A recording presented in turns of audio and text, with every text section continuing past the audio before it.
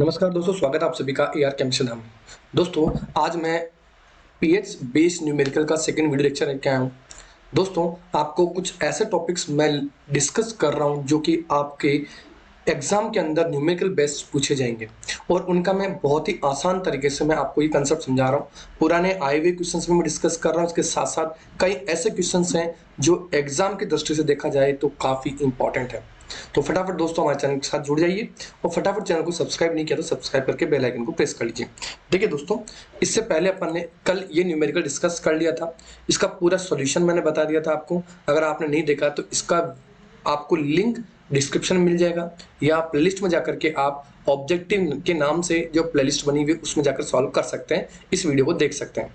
देखिए दोस्तों, आज मैं डिस्कस कर रहा हूँ 2020 में आरपीएससी में पूछे हुए क्वेश्चंस के बारे में। देखिए, ये क्वेश्चंस 2020 के आरपीएससी में आया हुआ क्वेश्चन है दोस्तों, जो जनवरी में लगा था, जनवरी 2020 में, सॉरी 2020 में आया क्वेश्चन। अब इस क्वेश्चन को कैसे सोल्व करना है, कंसेप्ट मैंने कल बता दिया था आपको, सेम टू सेम तरीका है दोस्तों। इसमें दे रखा है 50 ml 0.2 m HCl। अब देखिए दोस्तों, HCl दे रखा है यानी मोनोप्रोटिक है, एक ही हाइड्रोजन एटम है, तो जो नॉर्मलिटी होगी वो मोलरिटी इंटू एन फैक्टर के बराबर होती है। और यहाँ N factor H plus ion एक है, इसलिए एन फैक्टर एक है, तो जो नॉर्मलिटी होगी वो मोलरिटी के बराबर हो जाएगी। यानी अपन जानते हैं कि जो H प्लस आयन कंसेंट्रेशन होती है दोस्तों, वो नॉर्मलिटी के बराबर होती है जब भी अपन पीएच सोल्व करेंगे तो। ठीक है, अब देखिए दोस्तों, इससे अपन ने क्या निकाल लिया, ये मोल्स निकाल ली, और मोल्स अपन जानते हैं मोलरिटी या नॉर्मलिटी इनटू नंबर वॉल्यूम्स। तो वॉल्यूम कितना है 50 ml और मोलरिटी कितनी है 0.2। इसको चाहे तो आप लिख सकते हो 50 इंटू 10/2, सॉरी 2/10। जीरो से जीरो कैंसिल कर दीजिए दोस्तों, अपने पास मोलों की संख्या आ गई 10। ये कब है, जब सॉल्यूशन अपने पास क्या था HCl। अब देखिए दोस्तों, दूसरी कंडीशन है, दूसरी कंडीशन दे रखी है 50 ml ऑफ 0.1 m NaOH, यानी NaOH की मोलरिटी भी देखी जा रखी है। अब यहाँ n फैक्टर देखा जाए तो OH की हिसाब से 1 है भाई, NaOH के लिए n फैक्टर कितना होगा 1 होगा, तो जो नॉर्मलिटी होगी वो मोलर इंटू एन फैक्टर के बराबर होगी, यानी m इंटू 1। तो नॉर्मलिटी किसके बराबर हो जाएगी, मोलरिटी के बराबर। तो यहाँ जो number of OH minus ion होंगी वो किसके बराबर हो जाएंगे, नॉर्मलिटी के बराबर हो जाएंगे। तो देखिए दोस्तों, यहाँ मोलों की संख्या निकालें तो 50 इंटू 0.1 यानी 50 इंटू 1/10 हो जाएगा। अब ये देखो फॉर्मूला, देखो दोस्तों, ये अपन ने फॉर्मूला कैसे बना रखा है, जिससे मोलरिटी क्या होती है, number of moles present in पर लीटर वॉल्यूम, यही होता है अपने पास।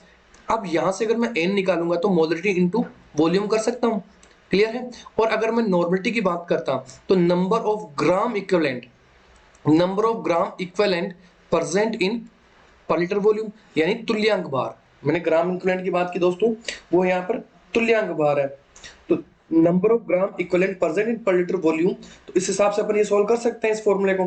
ठीक है दोस्तों, चलिए दोस्तों, अब आगे वाली बात करता हूं नेक्स्ट पॉइंट की। तो यहां से अगर मैं मोल निकाल लूं तो मेरे पास कितने आ गए, 5 मोल आ गए। यहां तक बात समझ में आई क्या, ठीक है। अब देखिए दोस्तों, अगर मैं HCl के वॉल्यूम की बात, मोल की बात करूं तो HCl के तो दोस्तों अपने पास आ गए 10 मोल, और अगर मैं NaOH की बात करूं तो NaOH के आगे अपने पास 5 मोल, यहां तक आ गए। ठीक है, अब अपने को ये देखना है कि HCl के और NaOH में किसके मोल ज्यादा है। तो जिसके मोल ज्यादा होंगे विलियन उसी प्रकृति का होगा। जैसे यहाँ 10, इन दोनों का अंतर देख लिया जाए तो 5 आ रहा है, यानी इस NaOH का 5 मोल HCl के 5 मोल से रिएक्ट कर जाता है। इसका मतलब ये हुआ कि जो HCl है उसके अभी भी 5 मोल विलियन में पड़े हैं। इसका मतलब दोस्तों, जो अपने पास विलियन हुआ वो अपने पास कौन सा हो गया, अम्लीय विलयन। इसका मतलब ये हुआ कि अब जो पीएच निकलेगी वो इस हिसाब से निकाल लेंगे, अम्लीय विलयन की पीएच निकालनी है। तो इसके लिए वही नॉर्मल कंडीशन, यहाँ जो वॉल्यूम हो जाएगा इसके लिए भाई मोल तो अपने को पता चल गया 5 मोल है, इसके लिए एन की वैल्यू तो कितनी है 5 है, क्योंकि जो मिश्रण बन गया ना, इस मिश्रण की पीएच अपने को निकालनी है। और वॉल्यूम बना तो वॉल्यूम इसमें कितना दे रखा 50 ml और NH में कितना दे रखा 50 है, दोनों के अंदर 50-50 ml ले रखा, तो टोटल वॉल्यूम कितना हो गया 50 + 50 = 100 ml वॉल्यूम हो गया। तो देखिए दोस्तों, अब यहां से आप मोल ये सांद्रता निकाल लीजिए H+ आयन की या नॉर्मलिटी निकाल लीजिए। ठीक है, इसको आप स्क्वायर ब्रैकेट मत लगाइए, नॉर्मलिटी निकाल लीजिए, एक सेकेंड। क्योंकि देखो अम्लीय विलयन है तो आपको पीएच ही H+ की कंसंट्रेशन ही निकालनी है। अगर यहाँ सपोज करो कि NaOH की मोल ज्यादा होते तो POH OH की सांद्रता निकालते दोस्तों। ये भी मैं आगे डिस्कस करूंगा, देखिए तो ये हो जाएगा अपने पास मोल अपॉन वॉल्यूम। मोल कितने हो गए 5, वॉल्यूम कितना हो गया 100। ये कितना हो गया दोस्तों 5 × 10⁻²² हो गया।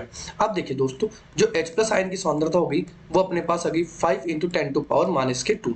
अब अपने को यहाँ से निकालनी है pH, और अपन जानते हैं कि जो pH होता है वो negative logarithm of H+ ion concentration कह दो या log 1/H+ आयन कॉन्सेंट्रेशन कह दो दोस्तों, ठीक है। तो अब देखिए दोस्तों यहाँ मैंने इस फॉर्मूले में वैल्यू रख दी 5 × 10⁻²। ये 2 माइनस का इधर आ जाएगा log के, तो ये जाएगा 2 माइनस log 5।